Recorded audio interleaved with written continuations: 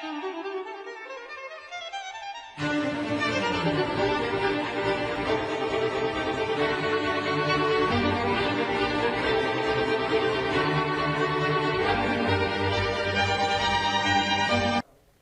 buen día, en el programa número 48, aquí Rodolfo Garbarino, en el Club del Ajedrez. Vamos a hablar en el día de hoy de la historia del Campeonato Argentino de Ajedrez, hoy conocido como el Campeonato Mayor o el Campeonato Superior.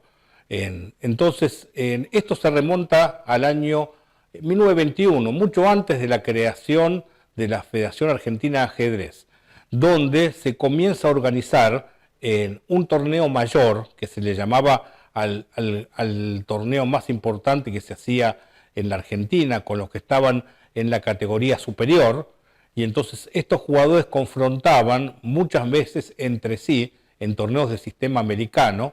Se llama sistema americano al sistema liga, todos contra todos, y entonces allí se determinaba en el primer año, 1921, por ejemplo, gana el torneo Damián Reca, seguido por Benito Villegas. Entonces ahí constituye Damián Reca el primer campeonato argentino. Vamos a ver un poco el historial hasta el día de hoy, porque bueno, han sido dominados en este campeonato nacional por diversos jugadores en distintas épocas. Por ejemplo, quien tiene mayor cantidad de torneos ganados en el historial de 1921 hasta acá es don Miguel Naidor, considerado el patriarca del ajedrez argentino. Él se radicó acá en nuestra nación en el año 1939, luego del Campeonato de las Naciones que se desarrolló aquí en Buenos Aires, y entonces estalló en Europa la Segunda Guerra Mundial y junto a otros jugadores muy destacados europeos han quedado aquí en Argentina, incluso en el caso de Naidor, nacionalizándose argentino y representando en muchas ocasiones en las Olimpiadas y por eso participando asiduamente del campeonato nacional.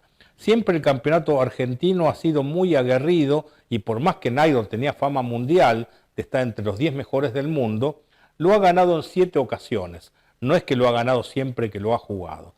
O sea, siempre ha tenido mucha resistencia porque Argentina ha tenido un nivel alto, ya venía alto de antes del torneo de las Naciones. Y después de ese torneo del año 1939, con la radicación de él y de otros grandes jugadores que se han radicado a lo largo de todo el país, Pilnik, Plessi, Elis Cases, grandes jugadores de nivel internacional que estaban entre los 20 mejores jugadores del mundo, 30, entonces ellos formaron escuela aquí en Argentina y fueron fundamentales para las siguientes generaciones.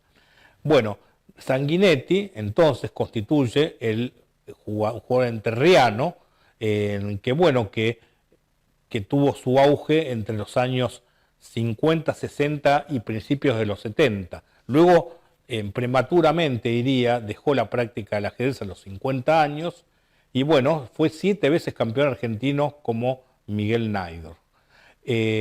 También jugó algún torneo interzonal con buena performance. Y luego hay algunos jugadores que han ganado en 6 ocasiones. Uno de ellos, Roberto Grau, que tiene un manual que hasta hoy en día se sigue leyendo, los 4 tomos de Roberto Grau, de rudimentos, de estrategia. Bueno, estos son como Biblias en el ajedrez argentino, que yo dije cuando hice el maestro de ajedrez en el año 2002, en 2003, allí yo estaba haciendo un manual de tratado moderno, con un estilo dinámico posicional, porque se hablaba de la época de Grau, que estamos hablando del año 1926, el primer año que es campeón argentino, y después, por los años 20 y 30 domina la escena Roberto Grau. Vamos a decir, el otro que ganó 6 veces antes de seguir a ver el dominio de cada uno de distintas épocas, es un jugador actual, el gran maestro Diego Flores, que empieza en los años 2000 y después del 2010, sobre todo, fue varias veces campeón argentino. Quizás en la actualidad sea el jugador número 2 de Argentina, en algún momento fue el jugador número 3, pero algunos jugadores en el momento del campeonato nacional se agrandan, y es el caso de Diego Flores. Por ejemplo, en la actualidad el mejor jugador de Argentina es Sandro Mareco, que está en el puesto 80 del mundo.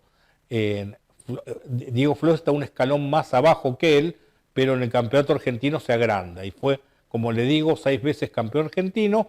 Puede batir el récord en cualquier momento, pues los otros dos jugadores ya no uno ha fallecido. Bueno, en tanto, con 5 campeonatos se encuentra Pablo Riccardi, que es generacional mío, que ha ganado varias veces en los 90 y alguna vez por los 2000. Sobre todo el dominio de Pablo Riccardi era por los años 90. Y otro jugador actual, Rubén Felgaer, ahora radicado en Chile, pero también varias veces campeón por los años 2000. Y Jorge Rubinetti, fallecido, maestro internacional, que fue justamente el profesor del Jockey Club, que yo ahora estoy ocupando su lugar en esa prestigiosa institución. Y también, por otra parte, está el gran maestro Héctor Rossetto, con 5 campeonatos argentinos. Héctor Rossetto tuvo su gran momento del ajedrez argentino por los años 40, 50, y vale decir que es el padre de la actriz Cecilia Rossetto, ¿no? Entonces, bueno, ¿cómo era el torneo mayor que yo les dije en el año 1921, por ejemplo?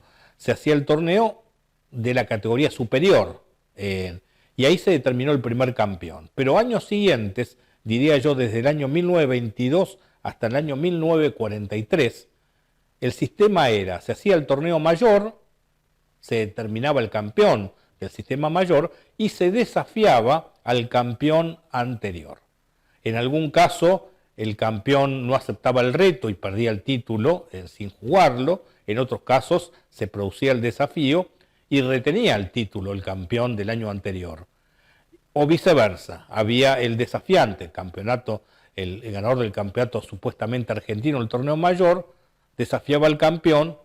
Bueno, ese sistema se utilizó también para determinar el campeón mundial a nivel de la Federación Internacional durante muchos años. El campeón esperaba 4 años, gozaba del privilegio de ser campeón mundial, y se hacían todos los torneos zonales. Primero el campeonato argentino, accedías al zonal sudamericano. Zonal sudamericano clasificaban los 3 primeros al interzonal. El interzonal venían todas las regiones, digamos en Norteamérica, en África, Europa dividida en algunas regiones, Asia, y entonces ahí se producía en 2 interzonales o 3, y ahí clasificaban los primeros de cada uno de esos torneos, y después por sistema de eliminación iban quedando 8, 4, 2, 1, y ese era el desafiante al título mundial. Era sumamente engorroso, y finalmente el campeón mundial, que estaba bien fresco, lo esperaba, jugaba el torneo y con el empate retenía el título. Era bastante desgastante. Ahora actualmente ha cambiado la modalidad, y bueno, creo que hacen un torneo también por eliminación, directamente cuando ya quedan 128, y de ahí salen una serie de jugadores que después juegan entre sí, incluyendo el campeón. Bueno, creo que es algo así. Ha habido modificaciones a lo largo del tiempo. Pero bueno, todos esos años, reitero, por los años 20, estaba justamente Damián Reca y Roberto Grau, el patriarca del ajedrez argentino, con su libro famoso, conocido como Los Tratados de Grau. Después, por los 30, aparte de Grau, aparecen figuras como Jacobo Bolbochán o Carlos Guimar, también varias veces campeón argentino. Veo acá 3 campeonatos casi sucesivos que él gana por la década del 30 y del 40. Y bueno, después aparece Héctor Rossetto, Hernán Pilni, que ya lo hemos nombrado, y el hermano de Jacobo, Julio Bolbochán, que ha sido mejor todavía que Jacobo, y fue justamente el profesor de uno de los mejores jugadores argentinos que existió a partir de la década del 50, que es Oscar Panno. Julio Bolbochán fue quien lo acompañó al Campeonato Mundial Juvenil que Oscar Pano ganó. Bueno, por los años 50 aparece Pano, pero empieza a predominar también Miguel Naidor, como les decía, que era una figura estelar del ajedrez argentino nacionalizado. Y bueno, y empieza a aparecer allí Raúl Sanguinetti por los 60, ¿no? Y después empieza a entrar en la conversación con estos grandes jugadores. Y luego, bueno, aparece Jorge Rubinetti, que gana varias veces entre los 70 y los 80, pero por ese entonces empiezan a predominar tanto Naidor, Pano como Quinteros. Quizás ellos tres predominaban por entonces siendo grandes maestros, pero en el campeonato argentino quizás no siempre lo jugaban, porque había una reglamentación para jugar la Olimpiada de ajedrez, que entraban los dos mejores elos y después el primero y segundo de los dos últimos campeonatos argentinos. Esta Olimpiada se hacía creo yo, cada 2 años, y entonces allí estaba el tema de la participación del campeonato argentino, que ya empieza a ser de alguna manera rentado. Había cachet que pedían los mejores jugadores, y entonces ya no era una cosa lírica como me imagino que fuera en los 20 o en los 30, ya digamos estando hablando de los 70, que yo ya empiezo a tomar noción de la cuestión, empiezo a tener afición por el ajedrez de muy chico, y en los 80 ya participando de los campeonatos. De hecho, el primer campeonato argentino que yo participé fue en la ciudad de La Plata, en donde ganó en desempate Jorge Rubinetti. Aquí lo veo, año 1982, yo contaba con 19 años. Y bueno, por ese entonces, ¿cómo era? Antes eran, durante muchos años, desde el año 42 hasta aquí, empezó a hacer torneos de sistema americano. Inclusive ese de La Plata, que yo hago mención, era un torneo de sistema americano. ¿Cómo se accedía a eso? Bueno, en el caso del torneo de La Plata, yo recuerdo haber jugado el torneo de la Capital Federal, el torneo metropolitano te llevaba a la semifinal del campeonato argentino si salías entre los primeros, y había varias zonas en donde clasificaban el primero y el segundo, y esos accedían a la final con los mejores rankings del país, el campeón y el subcampeón del año anterior. Se hacían torneos de 14 jugadores o de 16 jugadores todos contra todos, eran maratónicos, esos torneos duraban 15 días de partidas de 4 horas, que también podía haber días de suspendida, porque por entonces, como les comenté en algún programa, cuando pasabas la jugada 40 o 60, a veces ponías la jugada bajo sobre y cada 3 o 4 rondas de ese torneo, que era de 15 rondas, había una sección, un día destinada a suspendidas, y era libre para el resto de los jugadores. Y podías tener más de una partida suspendida, la que la analizabas en tu casa y continuabas de la posición que dejaste. Entonces, de pronto había 20 días destinados a ir a La Plata todos los días. También te podían alojar, pero imagínate, era una situación donde no podías prácticamente estudiar, trabajar, las partidas duraban 6 horas.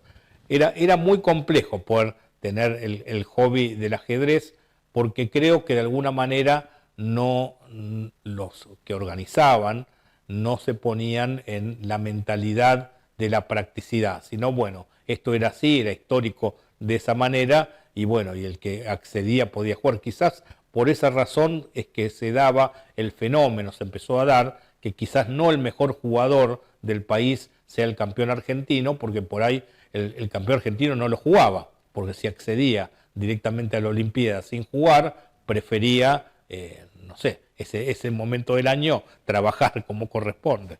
Qué sé yo, cada uno tenía, Opano es un ingeniero aparte, o Naidor tenía una empresa de seguros que fue muy famoso, de seguros de vida, que bueno, gracias al ajedrez, que le dio fama mundial, tenía clientes de varias partes del mundo. Bueno, creo que hoy día sigue la empresa de don Miguel Naidor con sus descendientes.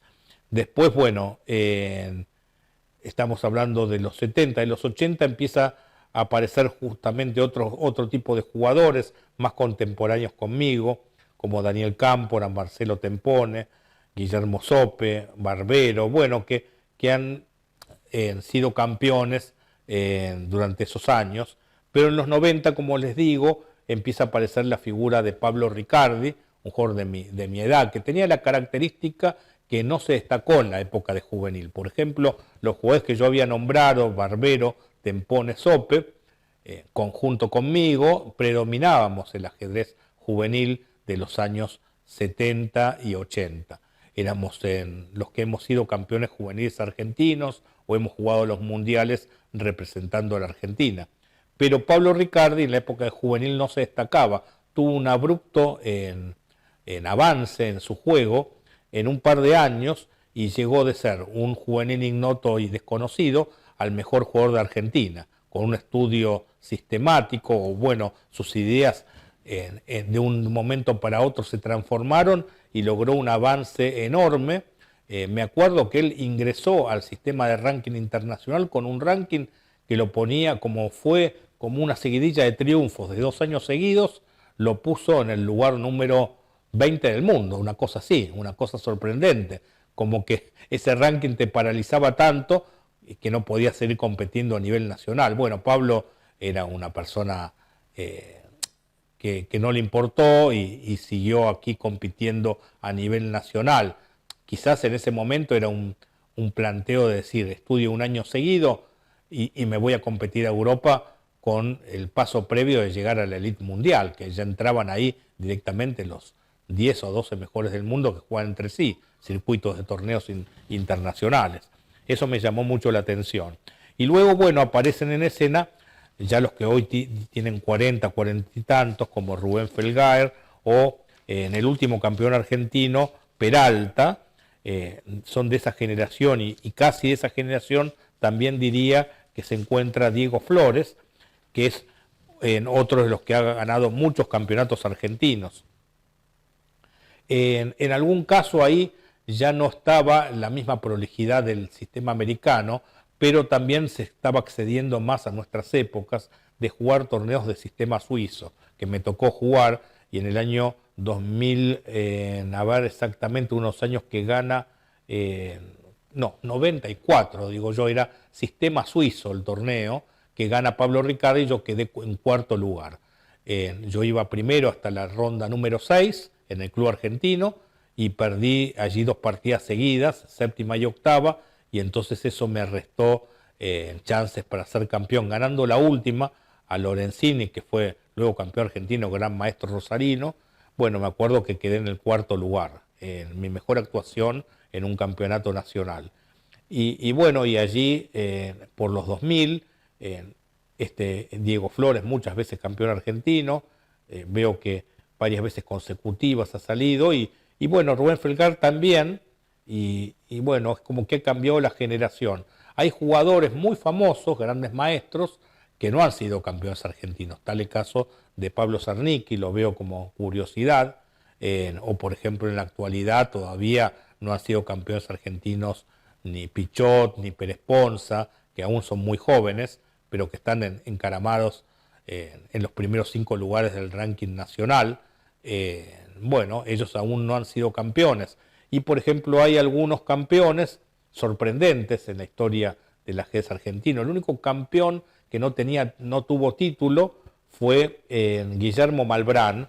A ver, veamos el año de campeón de Guillermo Malbrán, año 1997, que fue una verdadera sorpresa porque creo que era un torneo de 16 jugadores y era candidato para ser el último.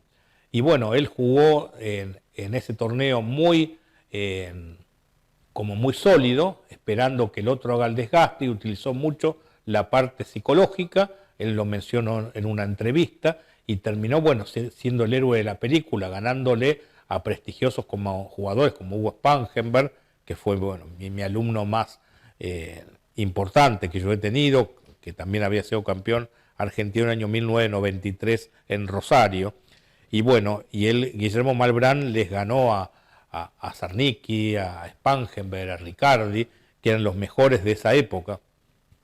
Y entonces, bueno, dio la gran sorpresa. Otro que fue campeón argentino sin tener título es Carlos Eleodoro Juárez, en un año que creo, año 1969, que no jugaron los mejores jugadores del país el torneo, y bueno, él aprovechó empatando el primer lugar con el maestro internacional Raimundo García y ganándole el desempate.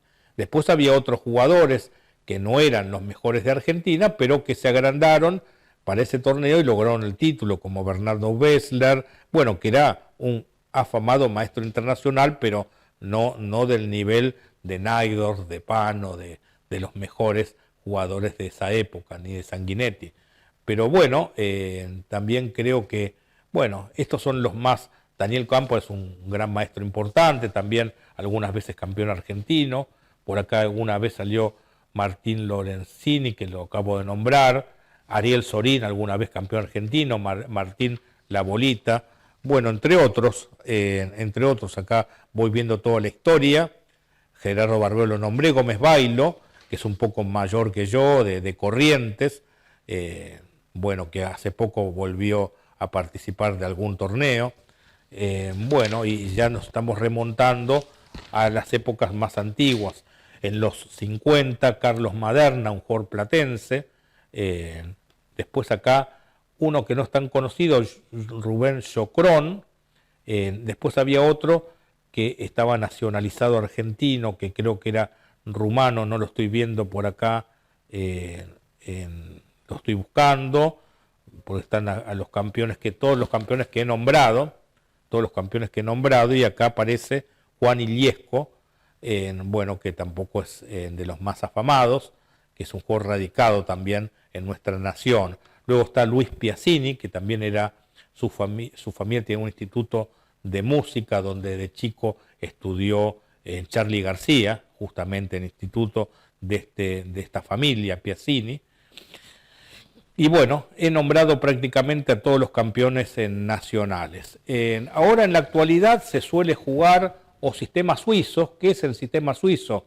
Es un sistema donde, por ejemplo, se juegan 9 rondas y va jugando el que tiene, supongamos después de 5 rondas, hay uno que tiene 5 puntos y no hay otro más, hay otro que lo sigue con 4 ganadas y una empatada, que es 4,5. Entonces normalmente el primero del torneo juega con el segundo, si no han jugado previamente. Y el sistema le da prioridad al tema del color. Por ejemplo, si tiene un jugador de 5 y 3 de 4,5, el de 5 va a ir a buscar al color contrario que jugó la última partida. Por ejemplo, si el de 5 puntos fue blancas, va a jugar en esa ronda con negras, con otro del color invertido. Y así se va haciendo el fixture. Por eso los que tienen 0 puntos o medios siguen participando del torneo hasta la última ronda y bueno, y terminan jugando. Y esos torneos en algún momento, en los primeros tiempos que se hicieron suizos, en vez de hacer los clasificatorios a nivel nacional y demás, accedían los jugadores que tenían un ranking determinado. Vamos a suponer que fuera de 2.200 en un momento determinado, era el acceso a ese torneo. Hoy en día se ha comercializado en demasía todo, hay inscripciones muy altas para participar del torneo, tenés que estar adherido al canon federativo que tienen que pagar anualmente los jugadores, más allá del sistema que tenés que representar a un club y el club tiene que presentar a una federación y la federación a la federación madre, que era el ajedrez federado, como otras federaciones. Aparte, individualmente el jugador tiene que pagar ese canon federativo para entrar en el elo internacional, el ranking internacional. Si uno no participó en torneos todo el año y decide jugar el campeonato argentino, tiene que pagar ese canon para que se le compute partidas al elo. Y entonces después puede jugar cualquiera ese campeonato argentino, lo cual a mí no me parece del todo bien, pero bueno, varía el tema de la inscripción. Por ahí es gratuito para un gran maestro, para un maestro de un ranking determinado, una inscripción no tan cara para un internacional, un maestro FIDE, pero después van cambiando las inscripciones de acuerdo al ranking que tengas. Si vos tenés 1.600 y querés jugar con los jugadores de 2004 o 2005, pagás una inscripción muy, muy cara. Y entonces tiene acceso de participar, pero bueno, tiene que ser para, no sé, a dinero de hoy me imagino con 5.000 pesos, 6.000 pesos, te terminas anotando, mientras que al resto le puede salir 700, 600 a una inscripción normal de ese tipo de torneos, ¿no? Pero bueno, o sea, todo se comercializó y todo se consigue. Ahora, si el señor que tiene 1.600 no tiene buen poder adquisitivo, bueno, ese señor no puede participar de modo alguno del campeonato nacional. Me parecería mucho mejor volver a algún sistema. Yo, si tuviera que ver en la decisión de un campeonato argentino, lo haría más como se está haciendo el mundial actualmente, así como en algún momento se imitaba que el torneo más era el torneo donde salía el campeón argentino y a nivel mundial ocurría lo mismo. En la actualidad a nivel mundial, ¿qué se hace? Los 128 mejores del mundo juegan un torneo por eliminación, partido y revancha. En caso de seguir el empate, disminuyen los tiempos del juego de la partida hasta que resulte un ganador, incluso terminando con este sistema extraño que he puesto algunas partidas a nivel mundial, el Armagedón, para determinar quién llega a la siguiente instancia. Y así van quedando como en Wimbledon, en el tenis o Roland Garros, de 128-64, 32-16, 8, 4, 2, 1 y ahí sale el desafiante o el campeón, según lo que se determine.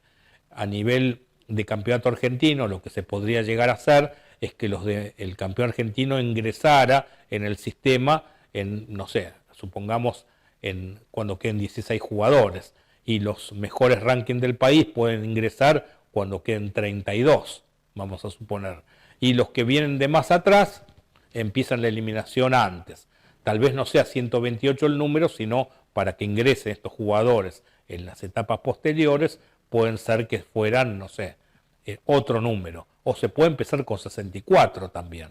Se puede empezar con 64 y bueno, acceden los, no sé, vamos a suponer, los dos mejores del ranking, el campeón y subcampeón del campeonato anterior. Entonces empiezan jugando 60, 30 contra 30 por sistema eliminatorio, y de esa manera el que quede eliminado sigue con sus tareas profesionales, o sea, le dura el torneo 2 días, no es tan caro hacer esto, y bueno, y quizás poniendo la condición de local y visitante. ¿Cómo es esto? Para que sea a nivel nacional, si un jugador está en Córdoba y otro está en Buenos Aires, una vez le toca estar, bueno, me refiero en un sistema eliminatorio, en la primera instancia es local el de Córdoba, entonces la Federación Cordobesa o el organizador tiene que alojar a la persona que viaja y el otro se paga el pasaje. Una cosa así de un par de días, de un sábado y un domingo, y entonces esto se podría llegar a hacer.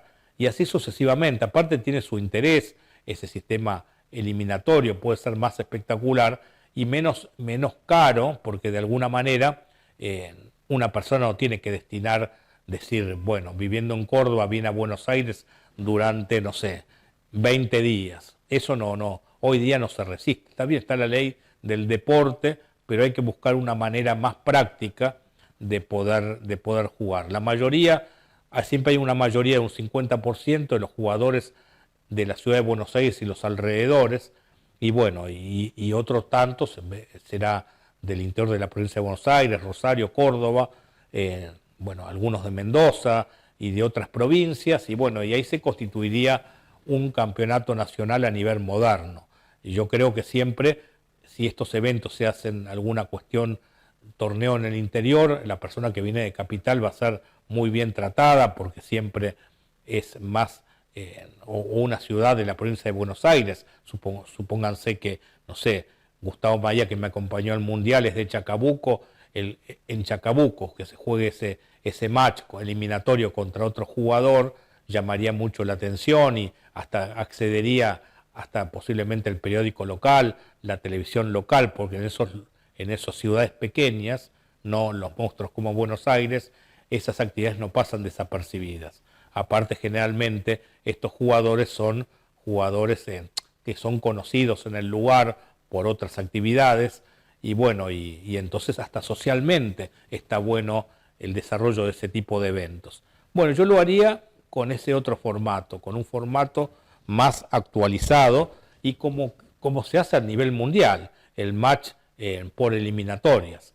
2 partidas, ritmo normal, dura 2 días, y entonces puede haber un tercer día en el cual vienen todos los sistemas de desempate a nivel rápido. Y eso hay que estudiarlo, si son 64, si son 32, hay que ver desde qué número se partiría. Y el tema del ranking, eso incentivaría a todos los jugadores a modificar su ranking para intentar progresarlo y de esa manera tener acceso al campeonato nacional, que tiene que ser todo un honor poder jugarlo. Siempre yo lo tomé de esa manera, jugar el campeonato argentino. Yo creo que he jugado 6 o 7 finales.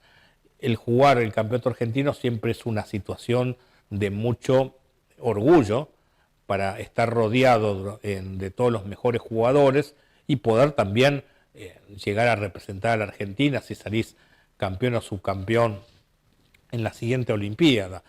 Yo creo que hay que buscar la forma de hacerlo más competitivo para que todos puedan jugar, porque se da el fenómeno, en la actualidad más aún, que terminan jugándolo los jugadores muy jóvenes, jugadores muy grandes, y los de mediana edad, salvo que seas Diego Flores, que concretamente tengas chance de ser campeón argentino, los de mediana edad empiezan a dejar el ajedrez por sus actividades profesionales. Los que nos dedicamos a dar clases o trabajamos con el ajedrez en las escuelas, bueno, estamos en ese mundo.